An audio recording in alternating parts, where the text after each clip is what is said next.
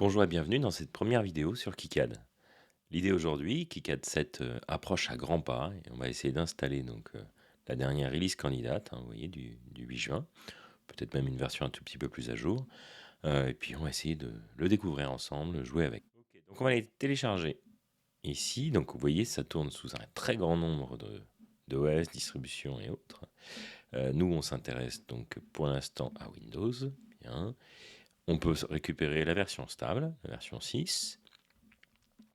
Moi, ce que j'ai envie de faire aujourd'hui, c'est de m'intéresser à la version la plus proche de la version 7, nous sommes à quelques jours de cette version. Donc, je vous invite largement à la tester et à faire vos retours aux développeurs. Hop, on va dans les nightlies, donc qui sont mises à jour les nuits, toutes les nuits ou pas, on verra. Donc, vous voyez, aujourd'hui, hier encore, le 15 janvier. Allez, on va sauvegarder. Donc là, ça va prendre un petit peu de temps. Au passage, n'hésitez pas, si vous êtes intéressé par ce logiciel, à les soutenir. Ils ne sont pas encore arrivés au financement de l'intégralité de l'année.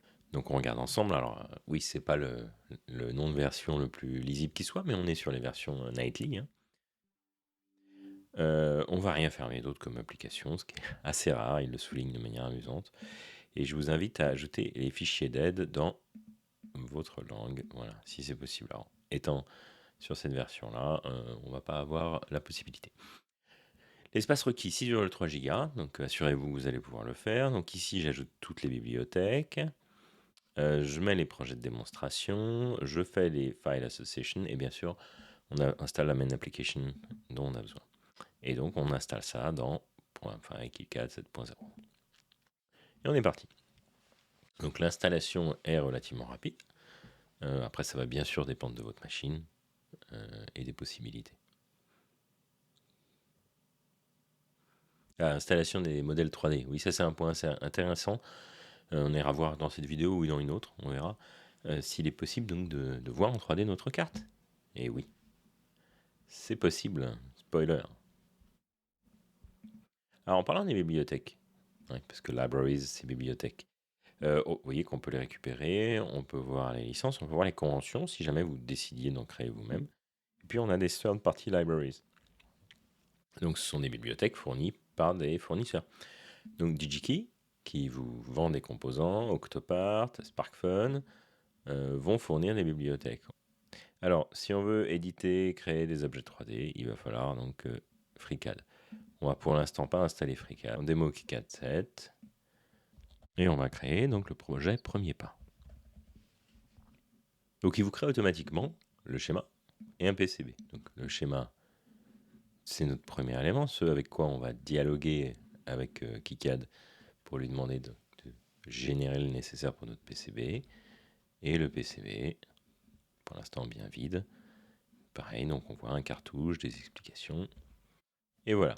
En plus donc de cette installation, je vous propose de faire un premier schéma. L'idée, c'est simplement faire une petite carte qui dispose d'un circuit RC, donc résistance condensateur. Donc, j'ouvre les bibliothèques. On voit que pour les toutes premières étapes, il est obligé donc de nous prévenir qu'il va les charger. Et donc ici, voilà, si je clique sur ça, j'ai la liste de tous les composants. Alors, on peut regarder. Voilà, j'ai un composant 4001, etc., etc. Des amplificateurs opérationnels. Bon, certains d'entre vous connaissent déjà, on verra peut-être plus tard pour certains. Et donc, alors, cette interface est très sympathique. Bon, déjà, elle est relativement fluide, on a de beaux progrès là-dessus. On a quelque chose d'assez lisible ici. Donc, on comprend comment est fait le schéma et on a les différents packages. Donc, quelle empreinte on va utiliser pour ce composant. Donc, ça dépend tout simplement de ce que vous allez décider d'acheter. Quelques détails ici. On sait que c'est un amplificateur opérationnel avec un très faible courant de biais. Il est au format SOIC 8. Et on a carrément sa datasheet ici. On suit les liens. Voilà.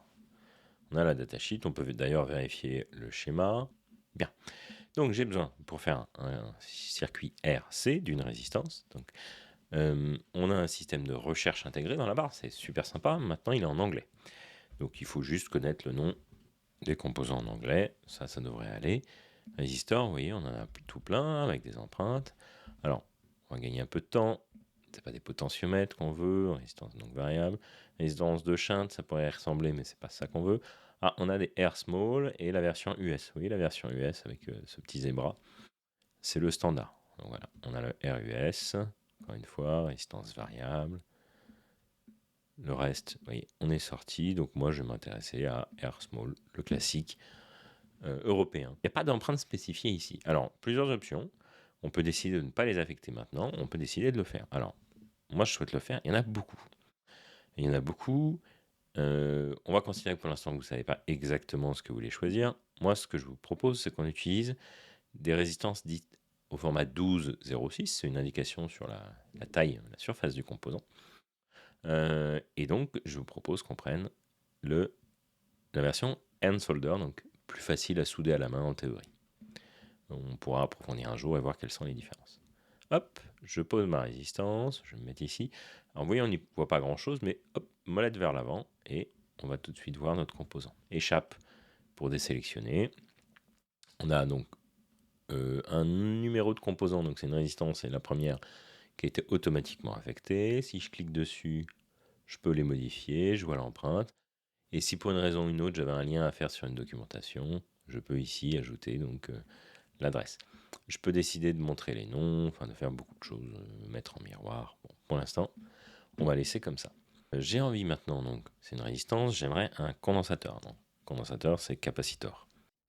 Voilà. Et il y en a plein. Alors, on était allé chercher le R small, je vous propose qu'on aille chercher le C small. Et qu'on aille le prendre dans le même format. 12,06 ici. Soudure à la main. Bien. On clique ici. Alors, si je veux tout lire, si j'utilise Shift, je peux, avec la molette, me déplacer au haut à gauche. Si j'utilise CTRL, donc je maintiens CTRL, je me déplace de gauche à droite. Tout à l'heure, c'était haut et bas. Ok, donc voici mes composants. J'aimerais les réorganiser pour voir le circuit RC dit classique.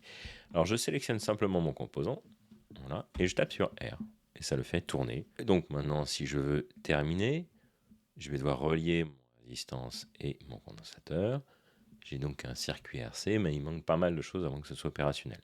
Tout d'abord, une de nos habitudes, c'est de placer une masse. Alors, si j'utilise cette icône ici, Power, j'ai énormément de possibilités, de choses qui ont été préenregistrées.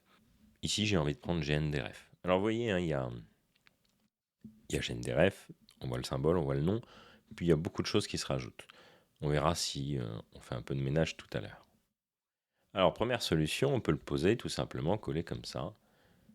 Hop. Mais vous verrez peut-être plus tard que si je fais ça, je vais avoir du mal à mettre un fil. Il faut bien viser. Donc, tout simplement, une fois que c'est sélectionné, on tire dessus en le déplaçant. Donc, on maintient la souris et on descend. Et il va mettre un fil. Ok, j'ai mon RC. Maintenant, ça va pas très loin, mon RC. Je vais vous montrer. Je sauve, outils, mise à jour du PCB. Donc, qu'est-ce qu'il fait? Il essaye de trouver tous les composants, il essaye de vérifier si on a bien mis des empreintes à chacun, et il me dit voilà, j'ai pas warning, j'ai pas d'erreur, je mets à jour le PCB, il fait le travail, toujours pas de warning, toujours pas d'erreur. Ajouter R1, il a changé sa valeur, mise à jour, il a fait les différentes connexions, alors ça c'est intéressant, il a connecté à Unconnected et à Net ici, pas très lisible, on verra si on peut faire mieux tout à l'heure. Voilà. Je fais fermer et je me retrouve avec l'ensemble de mes composants ici, que je n'ai plus qu'à poser. Je zoome avec la molette vers l'avant, j'ai mon condensateur, j'ai ma résistance, j'utilise R pour tourner, et voilà RC. Maintenant, il manque clairement des choses ici, et en fait c'est dans le schéma qu'il faut aller les ajouter. Et bien on va chercher un connecteur. Ah mais là un connecteur qui m'intéresse un peu plus, c'est le screw terminal. Donc c'est un bornier à vis, en fait, tout simplement. Et bien le bornier à vis, ça va m'aider. Alors, est-ce qu'il y a une empreinte de base? Eh bien, oui, il nous propose une empreinte avec un écartement de 5 mm. C'est un écartement standard. Donc, ça tombe bien. Donc, hop, R pour poser bien en face. Je propose de le mettre ici. On va dessiner les fils qui vont bien. Hop, hop, hop. C'est là où on va apprécier beaucoup d'avoir ici décalé et mis un fil. Donc, j'ai mon bornier, je sauve. Et on met à jour le PCB. Mise à jour du PCB. On ferme. On tourne le bornier pour que ça corresponde à nos besoins. Alors vous voyez peut-être pas, il y a des petits fils bleus. Je me propose de zoomer un peu. Vous voyez ces fils bleus là, qu'on peut appeler le chevelu, voilà, qui est lié à la netlist. Moi, je propose de le mettre d'une manière, on va dire, agréable. C'est-à-dire, ici, j'ai ma résistance qui vient en face de ça. Ici, j'ai la masse ou le bas de mon condensateur qui vient en face de ça. Voilà. Et puis maintenant, on n'a plus qu'à connecter. Alors oui, je fais pas gaffe, c'est pas forcément très joli, mais hop, voilà, j'ai mes premiers composants. On peut l'imprimer sur un PDF et puis voir ce que ça donne. Donc hop, on va sur imprimer. Je veux imprimer F prévisualisation. Je sais pas pour vous, moi il y a beaucoup de choses qui me rendent insatisfait et que j'aimerais régler. Mais déjà, on s'aperçoit qu'en quelques minutes ensemble, on a pu installer le logiciel, faire un schéma, créer le PCB qui allait bien. Cette vidéo est maintenant beaucoup trop longue et je vous propose de poursuivre dans une vidéo dédiée et je vous mets quelques images en avant-goût pour voir ce que nous allons y faire. N'hésitez pas à me faire part de vos retours et bonne journée.